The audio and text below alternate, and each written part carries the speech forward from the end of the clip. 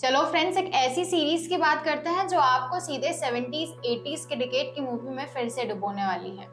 अगर आप उन मूवीज के फैन हैं जिनमें हीरो गुस्से से जलता बलता दिखाई देता है, तो ये सीरीज आपके लिए एक ट्रेजर से कम नहीं है। लेकिन इस ट्रेजर को किसने बनाया है और कैसे सजाया गया, इस सवाल का जवाब सीधे जाकर टकराता है सलीम जावेद के पैर पर। जी हाँ, वही पेयर जिन्होंने सिनेमा की हिस्ट्री में एक ऐसा नाम कमाया कि लोग अब उन्हें भूल ही नहीं पाए हैं। Hello and welcome back to Fun and Chill, जहां हम आपके लिए लेकर आते हैं एंटरटेनमेंट का डेली डोज।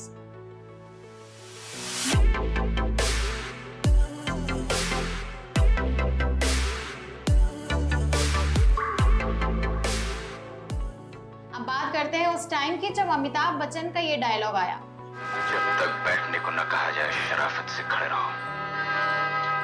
ये पुलिस स्टेशन है, तुम्हारे बाप का घर नहीं। भाई जब ये डायलॉग गूंजा तो पूरा देश हिल गया। अमिताभ बच्चन ने अचानक से धमाकेदार एंट्री मारी और उनकी पहचान बन गई एंग्री यंग मैन की। पर ये सारा जादू किसका था? जी हाँ, सलीम जावेद के कलम का। उन्होंने बस डायलॉग नहीं लिखे बल्कि पर्दे पर एक ऐसी नायक की छवि गढ़ी जिसने लोगों के दिलों को छू लिया। जी हाँ, बात हो रही है एंग्री यंग मैन की, जो हाल ही में Amazon प्राइम पर रिलीज हुई है। और क्यों ये सीरीज हर पुराने फिल्मी शौकीन के लिए देखना जरूरी है, आइए जानते हैं। ये वेब सीरीज एक डॉक्यूमेंट्री है जिसमें खुद सलीम खान है और जावेद अख्तर ने उस दौर के बारे में बातें की है। और भाई वो बातें सुनकर आपके भी रोंगटे खड़े हो जाएंगे। जावेद अख्तर का एक किस्सा सुनिए। भाई जब मैं बम्बई आया था तो 3rd क्लास कंपार्टमेंट में कंधा टिकाने की भी जगह नहीं थी। अब 5 स्टार होटल्स में नाश्ता करके ये सोचता हूँ कि यार तेरी औकात क्या है, ये नाश्ता तेरा नहीं है किसी और का है। ये कहते कहते जावेद अख्तर की आंखें भीग जाती हैं। अब सलीम खान की सुनिए। एक आदमी ने मुझे 8 घंटे खड़ा रखा और फिर कहा कि जाइए मंडे को आइए। उस वक्त लगा कि इसको तो मैं दिखाऊंगा जब मेरा टाइम आएगा। लेकिन फिर सलीम खान ने सोचा कि नहीं, ये मैं कभी नहीं करूंगा।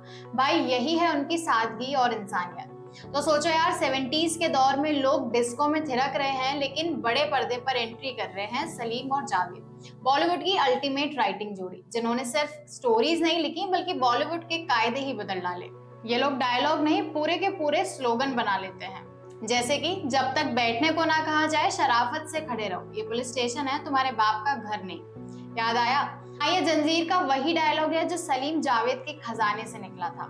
लेकिन रुको, असली जादू तो अभी बाकी है। इन्होंने कुल 24 फिल्में लिखी जिनमें से 22 ब्लॉकबस्टर रही। ये लोग बॉलीवुड के शेक्सपियर और स्पिलबर्ग थे, लेकिन देसी तड़के के साथ। इन्होंने हमें सिर्फ स्क्रिप्ट नहीं दी बल्कि लेजेंड्स दिए हैं। अमिताभ बच्चन याद है ना? इन्हीं लोगों ने उन्हें एंग्री यंग मैन बना दिया जो आज भी लोगों के दिलों में बसा हुआ है। ये सीरीज एंग्री यंग मैन एक ऐसे टाइम मशीन में बैठकर उस गोल्डन एरा में जाती है जहां पर पंचलाइन जिम के वर्कआउट से ज्यादा भारी पड़ती थी और हर सीन इमोशंस का रोलर कोस्टर होता था। लेकिन ये सिर्फ उनकी बेस्ट मूवीज का हाईलाइट नहीं है बल्कि ये उनकी बनने की कहानी है। कैसे सलीम जावेद बने, और इससे सभी बड़े बड़े नाम के कमेंट्स भी हैं। अमिताभ बच्चन, शबाना आजमी, फरहान अख्तर, सलमान खान और बहुत सारे दूसरे सितारे। और वो सीन जब जावेद अख्तर उन पुराने दिनों की बात करते हैं जब 3rd क्लास ट्रेन में सफर करते थे। यार अगर आपको लगता है कि आपकी जिंदगी मुश्किल है तो ये कहानी सुनकर आपके होश उड़ जाएंगे। हम बात कर रहे हैं बड़े बड़े प्रेम किस्सों, फैमिली फ्यूड्स और आखिरी में इस आइकॉनिक जोड़ी के टूटने की।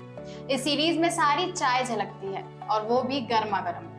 और इस सीरीज में बहुत सारे इमोशनल बातें भी हैं। दोनों की जिंदगी में माँ की कमी एक समानता है और ये बात उनकी फिल्मों में भी झलकती है। जैसे दीवार का वो फेमस डायलॉग, आज मेरे पास बिल्डिंगें हैं, प्रॉपर्टी है, बैंक बैलेंस है, बंगला है, गाड़ी है, क्या है तुम्हारे पास? मेरे पास माँ है।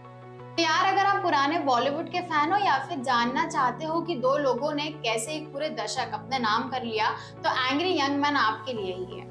इसे आप Amazon प्राइम पर स्ट्रीम करो और यकीन मानो ये बिंज वर्दी है। और हाँ, जाते जाते लाइक, शेयर और सब्सक्राइब करना मत भूलना, क्योंकि हम आपके लिए और भी मजेदार कंटेंट लेकर आने वाले हैं।